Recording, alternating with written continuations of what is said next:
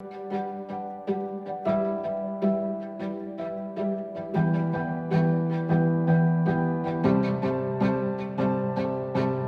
back to another episode of Nydal.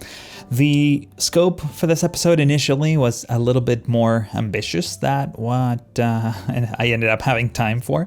However, the final result, and you're going to see this in the cinematics, I'm super happy with. I think it came out great, and it will basically complete a big chunk of the city, basically the edge of the city. It's going to be done.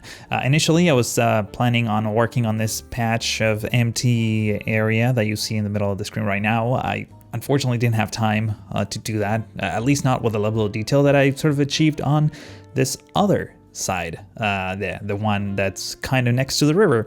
It's specifically where we're going to be working on in this episode. It came out great. Honestly, I think it's going to be, I mean, so far it's going to be like my favorite neighborhood in the city, with the level of detail that I was able to achieve.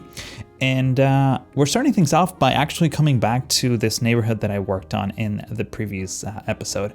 I'm not doing a ton of changes here, but I'm not gonna lie, I wasn't a huge fan of the roads that I picked for this neighborhood. They're a little bit too American-y in terms of the width of the road. So I decided to go for something that's more pedestrian friendly, to put in those terms. Primarily, you're gonna see me add a few extra nodes in here and convert several sections into narrow roads. The point of that is that I was doing some reading on some patterns that cities that are more pedestrian friendly and bike friendly tend to have, and you probably noticed these as well. Narrower roads in general tend to cause drivers to not go as fast. The reasoning being that because there's proximity of, like, let's say trees and plants and things like that nearby, makes it so that the peripheral vision of a driver, it's changing very, very fast if they're driving fast, which means that they sort of feel like they don't have as much control of the car. So narrowing, especially you see these narrowings next to big intersections, or just any kind of intersection for that matter. But point is, narrowing the road and having these like changes over time, or across the length of a road, makes it so that cars don't drive as fast. That's I guess the whole point that I'm trying to make here. So in the case of City Skylines, what I'm doing here is I'm just adding extra nodes in the road segments that we had before, and I'm just converting, or I guess interchanging the different road lengths. We have a much wider pedestrian-friendly road, the one that has like the cobblestone. I don't know if you can kind of see it because I'm working on something else right now. But then you have the narrow road as it approaches the main sort of artery in this little neighborhood. Another thing that I ended up changing is what you see on the screen right now, these potted plants. I wasn't like super happy with how they came out. It wasn't like they weren't terrible or anything like that, because obviously I never do anything that's actually terrible. Oh my god, the ego in this guy. But seriously, I wasn't a huge fan of that. So I ended up basically redoing this and adding a few extra bollards and making it look a little bit more realistic. To be honest, I'm not 100% sold of how it actually turned out. I think it looks better than before, but there's still room for improvement there. So I kind of decided to let it go for a bit and focus on the actual new development in Nydal, which is this neighborhood that kind of transitions from these like old mini mansions on the corner of the map where we were working a second ago into more of a modern, like redeveloped sort of area. And I think I'm hitting the mic with my zipper here. But I decided to sort of go for the same aesthetic in terms of the road layout, which has these narrowings every once in a while. But instead of using this cobblestone-y pedestrian kind of type of road, I decided to allow for some extra parking and ended up picking this road that has the grassy median that eventually I'm going to be covering in trees pretty much throughout this entire place. Oh, and something that I kind of forgot to mention that you probably already noticed is that I've been adding all these like cul-de-sacs by transitioning from a narrow road into a 3-lane road, I think it is. But when you close the nodes you put the nodes of the roads very close together, you end up having this sort of cul-de-sac effect. You're going to see me add those at the ends of these other roads that I'm working on right now. Additionally, one thing that I kind of noticed that I haven't been doing a lot lately is some roundabouts.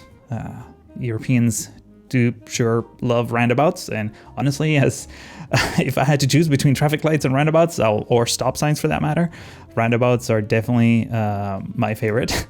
So I decided to add a few more of those, and I think, yeah, this is me doing another one of those cul-de-sacs. Hopefully, maybe, perhaps, yeah, there you go. So when you get these two nodes kind of close together, you end up having this like gorgeous like teardrop sort of shape that looks pretty realistic overall. And this is me adding a whole bunch of these leafy trees on the grassy medians, making sure that I don't overlap them with the existing lights for the segments or the different roads that I'm putting down.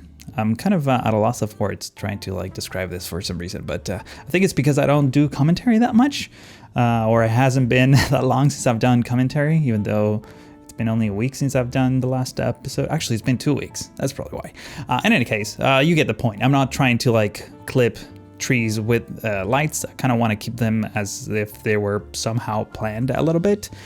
And one thing that I ended up kind of doing by accident, but I really liked how it sort of came out, is this whole neighborhood ended up being more of a medium density. It's going to make more sense in just a second once I start putting down the trees. But we had this gap in this big sort of turning of an avenue there that I wasn't sure if I wanted to convert it and have buildings pretty much all throughout, or if I wanted to have something else that maybe is a bit more interesting. So I ended up settling for parking lots, of course. Why would I not do parking lots? But it's kind of like a parking lot that it's more of a park kind of a feature. So we have these two roads. One, it's slightly higher because there's a elevation difference in this whole area. And then we have a lower sort of lot. So I added these like steps to transition seamlessly between the upper and the lower sort of floors. And then just basically covering it with some pluggable asphalt to make it so that it looks more like a parking lot. It's a real road that connects everything. In fact, I see pedestrians pretty much going throughout. One thing that I did notice is that I forgot to block traffic from actually going to the lower floor, if you will. I ended up using just a regular road as opposed to a pedestrian road. But I have to, definitely to come back and make sure that cars don't cut through that in order to go from one place to the other. But for the most part, it's just me adding decals to make it look like it's actually being used. And for once, I'm not using the regular parking spaces that I use pretty much everywhere. I'm using these decals that I've used them before, but I don't use them that often. And this particular place, they work great because, the other parking spaces that I tend to use are kind of terrain conforming, and because the terrain underneath this place is kind of a mess, it's just all over the place because of all these like networks kind of forcing things into different places. Decals were pretty much the only option. So I ended up going for that, but honestly, I think the look came out great. Right now may not look like much, but once it's done, I mean, it's kind of coming along, you can kind of see it, but once I put down like bushes and hedges pretty much throughout this whole area, it looks like super legit, at least in my opinion, it does. But also like that stripy like dash yellow line, like it doesn't make a ton of sense, but it's just one of those details that it doesn't look out of place, and it certainly adds a lot to it. It adds basically a lot of texture. It makes it look like an actual road segment as opposed to just some chunk of pavement that doesn't, make a lot of sense. That was sort of the logic behind it. Now, the rest of this area, like I said, is going to be turned into a park similar to the one we did in the previous episode. And right about here, I ended up basically wasting quite a bit of time. I didn't lose any progress, but I was just messing around with these nodes, and I'm using a beta version of Move It that apparently has some issues. So as I was moving some of these pedestrian, like the dirt pedestrian roads, it just glitched one of my avenues. I reported the bug. Everything is like, you know, been. I think actually Cuboid, who's the current maintainer of the Move It mod, is looking into it, but it's kind of a hard bug to debug apparently. So point is, it just glitched, it like turned my game. You're gonna see in just a second as I move these nodes. It like glitched the avenue. There we go. Oh, there we go. And it turned like my entire game into like 0.1 frame per second. You can, yeah, it's just all messed up. I couldn't exit the menus. Basically, I would press a key and it would take like a good minute or two in order for like the thing to, for example, I wanted to save the game and I press escape, and for the menu to show up, it take like a minute. So I was able to save the game and reload it, and everything reloaded fine. And I kind of like didn't touch that whole area anymore, but hopefully that will get sorted out well, shortly. But after this, I was just being very careful with my node movement actions, just to make sure that that didn't happen again. Thankfully, it didn't. So for the rest of this time lapse, I just continue adding more details, especially in this area of the park. But in just a second, you're going to see me add a lot of buildings, and this is where I get to, you know, start working on that medium density sort of expansion on this side. I didn't want to go super crazy because I figure you know, having the residential area, because it's kind of like the suburbs, so it didn't make a lot of sense to go super, you know, dense in this area. But I think I achieve a very decent transition, and as always, I'm getting ahead of myself. But you're gonna see that in just a second. One thing that I kind of wanted to sort of bring back is we have this bike lane road in here. I wanted to make it sort of bike friendly in general. This neighborhood, I'd like at least put a bit of effort into it. So I ended up putting that bike shop, I think it's a bike rental shop, and I ended up surrounding it with all kinds of, you know, European looking buildings, just to sort of stick with the theme. As you can see, these houses are still kind of medium density, but as they move towards the edge of the river over there or venture into this neighborhood, they kind of start, you know, gradienting down. I don't even know that's a word, but they just like slowly lose height and they turn into like single household houses. That's pretty much the plan. There's some repetition in some of these, just to, because usually these get built in the same sort of aesthetic eventually or at different points in time. So as you can see, you have all kinds of different stylings. This one in particular looked a little bit too American, so I ended up removing it. But what the problem here is that I ended up getting a bit of a hole in that corner, as opposed to just filling it with another corner piece kind of building. I mean, like the one I'm using here. On the other one, I decided to maybe get rid of that giant American looking house, as you can see here, and instead get a road inside of the middle of the block with one of my classic parking space sort of roads, and then just turning everything into a nice garden for all these houses. And I've been using a lot of these hedge props pretty much throughout this neighborhood. I mean, I've been using it a lot before too, but this one I think I went crazy with it. Basically just outlining the different property limits for all these houses, and just adding a few gates here and there to make sure that there's some separation between all of these different houses, and you know, who has access to what, pretty much. It's also another excuse to add a ton of detail pretty much all over the place, as opposed to just filling it with trees and bushes, which is kind of like the easy way out in many cases, which I tend to take a lot. I'm not gonna lie, but in this case I wanted to sort of keep it a bit more interesting.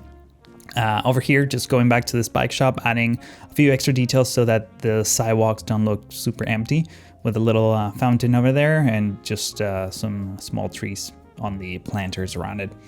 And as we go up the hill, I also added some of these buildings that are still kind of medium density, but they obviously have a much bigger footprint. especially because we have this hill here. I wanted something that maybe sort of hide the fact that there's such a big difference in height. So I went for these much larger buildings that have their own like alley access. This honestly looks more like a hotel than anything else. I haven't like named it or anything like that, but having the just a single large building in a property and having this like pedestrian road, like cobblestone looking road in the back, I don't know, it just gives a vibe for a hotel. So I ended up just surrounding it with trees and maybe making a little bit of a taller wall around it, like a perimeter wall that makes it look like it's a much more important sort of building compared to everything that's around it. Over here, instead of using hedges, I went for the wooden fences to separate some of these properties, and in here just went crazy with trees pretty much. I wanted the back part of these like brand new modern buildings to be more like a tiny forest, kind of hiding the massive height difference that it's between the lower road and the upper road. But honestly, having some like areas of like lush greens, I think it was a good idea, and that's a bit of a tour. I tend to do that a lot, by the way. Whenever I just finish detailing a neighborhood, I kind of go through it in, you know, quote unquote first person camera and make sure that everything is looking mostly fine. I don't do that with every single neighborhood, but for the most part, especially whenever I put particular effort into detailing a neighborhood, I definitely go and treat myself to a little tour. And I guess now you can enjoy that too. One thing that I did notice in this whole area is that we were lacking a lot of fire coverage, and I think we had good coverage for hospitals, but we definitely didn't have enough schools or fire coverage or things like that. So I ended up adding a few of those. In total, I think I added a police station, a fire station, and a elementary school, just so you know. But and honestly, it doesn't even matter because everything, like the whole city is just fine on pretty much every metric, aside from the RCI, which is demanding a lot of industry for some. I mean, sure, I guess I don't have a lot of industry in the city, but it's the industry is complaining about not having places to sell goods. The shops complain not having goods to sell, and then and the industry is also like complain not having enough people to work on the industries. Imports don't seem to be working right now. They're kind of broken, I think. I haven't seen an import shipped in a long time, so yeah, I think I need to go back and like double check maybe some of the mods that I have going there, because there might be causing some shenanigans in terms of what the city expects or the demand is and things of that nature. Over here, switching back to the Creekside, which I guess is the biggest part of this episode, because that's like the name I picked.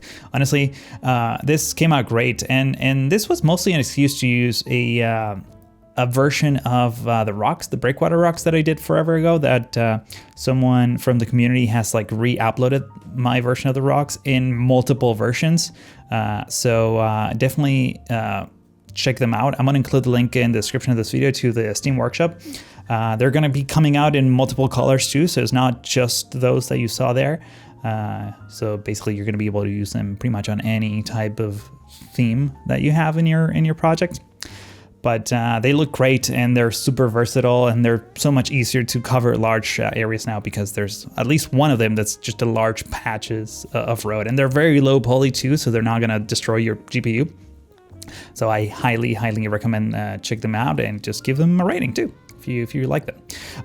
Finally, as we approach the end of the episode, one thing that I had to do is, because we suddenly have a much higher density in this area, I ended up rerouting one of the bus routes that for the most part was following the same path as the tram, so it didn't make a lot of sense to have those just share the passengers.